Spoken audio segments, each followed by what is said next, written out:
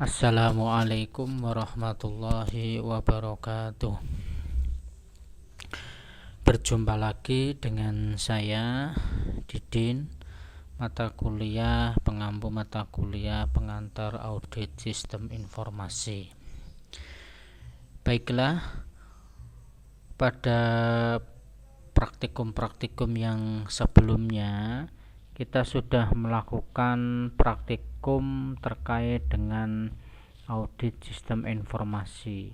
Tetapi praktikum yang kita lakukan kemarin dari praktikum 1 sampai dengan praktikum 4, kita fokusnya yaitu mengetahui atau melakukan audit terhadap transaksi-transaksi yang sudah ada, di mana transaksi tersebut apakah ada transaksi-transaksi error ataukah tidak.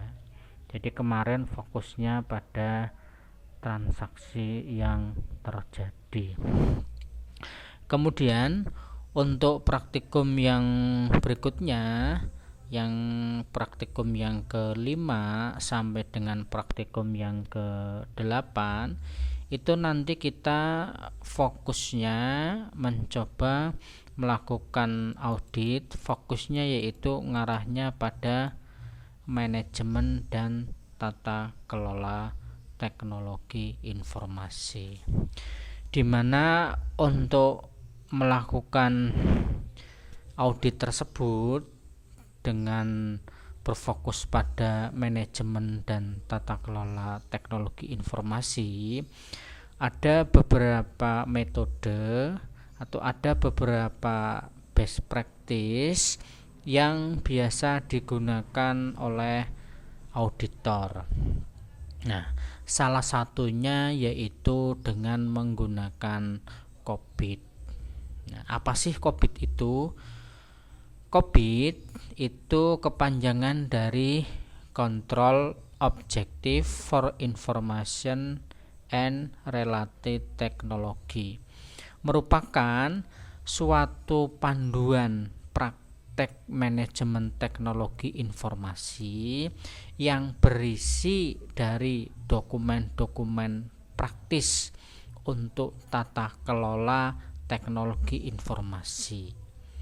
Nah, COBIT ini dapat membantu auditor, manajemen, dan pengguna untuk menjembatani gap antara resiko bisnis, kebutuhan pengendalian, dan permasalahan-permasalahan yang terkait dengan masalah teknis.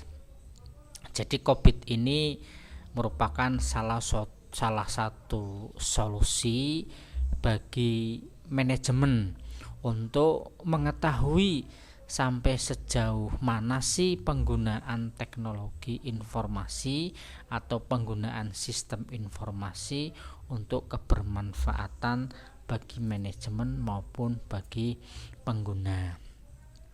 Nah, perkembangan dari COBIT itu sendiri itu dimulai pada tahun 1996, di mana COBIT yang pertama itu berfokus pada permasalahan di bidang audit, yaitu pada tahun 1996. Kemudian pada tahun 1998 COBIT 2 mulai dibentuk. Ini fokusnya pada kontrol bidang IT. Kemudian pada COBIT yang ketiga atau tepatnya pada tahun 2000, ini sudah berfokus pada manajemen secara keseluruhan. Kemudian pada tahun 2005 ini sudah mulai fokus pada IT governance atau tata kelola terhadap teknologi informasi, yang mana pada tahun 2005 ini merupakan COBIT versi 4.0. Kemudian pada tahun 2007 itu sudah terbentuk COBIT versi 4.1.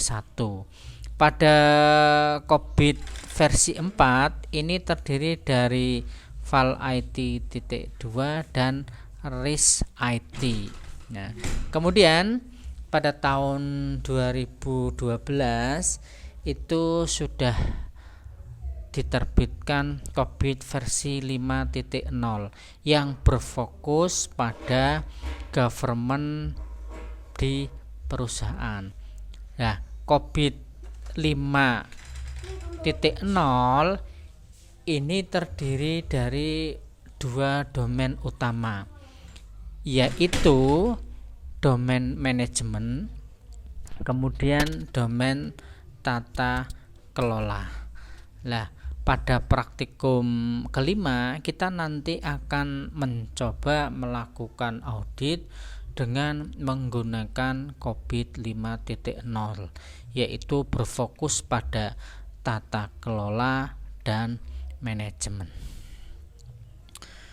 Oke, baiklah, untuk menyingkat waktu, marilah kita melakukan praktikum yang kelima, yaitu tentang uji validitas dan reliabilitas.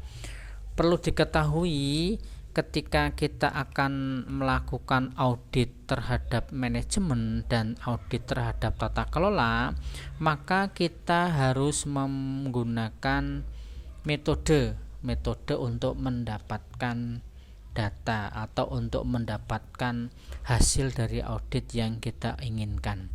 Nah, ada beberapa metode yang biasanya digunakan oleh para auditor, di antaranya ada menggunakan observasi, kemudian ada juga yang menggunakan survei, kemudian ada juga yang menggunakan survei kuesioner, dan juga ada juga yang menggunakan wawancara, teknik wawancara.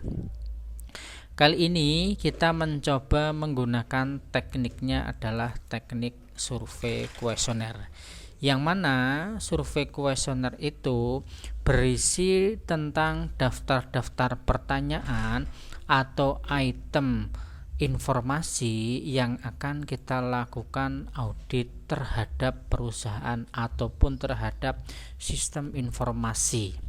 Ya, item-item pertanyaan tersebut itu harus kita lakukan uji validitas dan uji reliabilitas.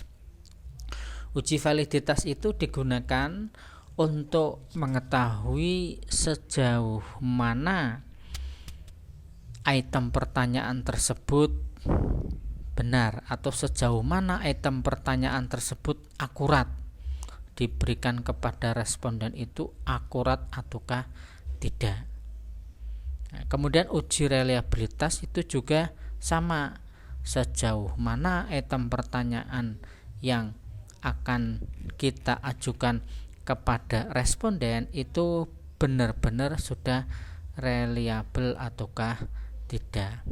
Sehingga diharapkan ketika kita akan melakukan analisa terhadap survei yang kita buat, itu benar-benar sudah dilakukan uji validitas dan uji reliabilitas.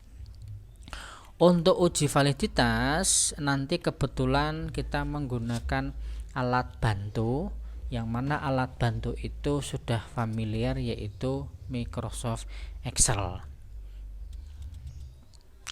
Uji validitas ini nanti kita akan menggunakan koefisien relasi, yaitu koefisien relasi produk momen, atau yang juga sering disebut dengan nama korelasi model Pearson. Ya, pada korelasi model Pearson sebenarnya di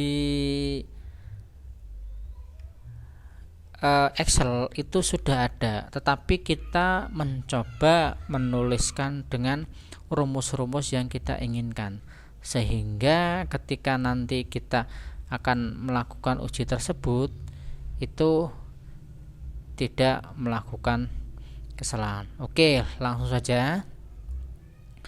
Yang pertama, buka Excel, kemudian misalkan jumlah yang sudah kita sebar itu sebanyak 20 responden. Ini responden tersebut adalah responden untuk dilakukan pengujian. Kemudian item pertanyaan yang sudah kita sebarkan sebanyak 10 pertanyaan. Ya. Pada kolom yang paling kiri itu dituliskan respon. Ini respon ini adalah responden, ya. Itu ke bawah itu adalah sebanyak 25 responden. Kemudian yang di kolom sebelah kanannya itu terdiri dari 10 kolom. Ini merupakan item pertanyaan yang sudah kita buat, dan di kolom yang terakhir itu adalah jumlah dari total keseluruhan item pertanyaan yang sudah dibuat. Setelah sudah dilakukan penyebaran terhadap responden, langkah berikutnya kita lakukan analisa terhadap kuesioner tersebut. Jawaban-jawaban dari responden kita masukkan ke item pertanyaan. Kebetulan di sini kita menggunakan skala Likert, yaitu dari 1 sampai dengan 5. Biasanya yang berisi sangat setuju, tidak setuju, cukup setuju, dan sangat tidak setuju. Nah, itu isinya 1 sampai dengan 5. Kemudian kita tuliskan isian tersebut. Di kolom yang sebelah kanan ini adalah jumlah. Jumlah ini berasal dari jumlah secara keseluruhan yang sudah dimasukkan dengan menggunakan rumusnya adalah sum. Kemudian dari responden yang pertama sampai dengan responden yang ke-10. Kemudian kita blok ke bawah. Nah, kemudian di bagian bawah setelah sebanyak 25 responden, kita tambahkan koefisien relasi, yaitu dengan menggunakan produk Pearson tadi atau korelasi Pearson, atau biasa kita tuliskan dengan RxJ. Kemudian ada T hitung dan T tabel, kemudian bawahnya keterangan dan jumlah valid. Pada korelasi atau Rx kita tuliskan rumusnya sesuai dengan yang ada di modul, yaitu dengan menggunakan korelasi Pearson, sama dengan Pearson, kemudian ring yang pertama dan ring yang kedua. Dilanjutkan dengan mencari R hitung, kemudian dengan mencari T hitung, kemudian T tabel, keterangan, dan jumlah valid. Semuanya sudah dituliskan rumusnya di modul. Silahkan bisa langsung saja diaplikasikan pada Excel.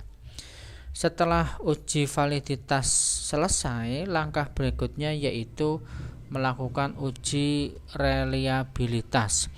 Untuk uji reliabilitas ini kita menggunakan uji reliabilitas Cronbach-Alpha, di mana langkah-langkahnya dengan menggunakan Excel pada modul itu sudah ada.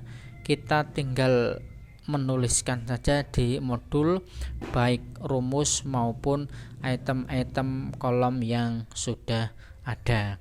Nah, nanti akan didapat hasilnya, reliabilitasnya adalah 0,651. Pada intinya apa yang sudah ada di modul yang sudah dibagikan itu dituliskan saja pada kolom yang sudah disediakan, atau diikuti saja langkah-langkah yang ada di situ. Mungkin itu saja yang perlu saya sampaikan. Untuk yang terakhir di latihan praktikum 5 Ini silahkan teman-teman bisa mengerjakan, kemudian bisa dikoordinasikan dengan Komting dan dikumpulkan. Itu saja yang bisa saya sampaikan. Terima kasih. Mohon maaf. Assalamualaikum warahmatullahi wabarakatuh.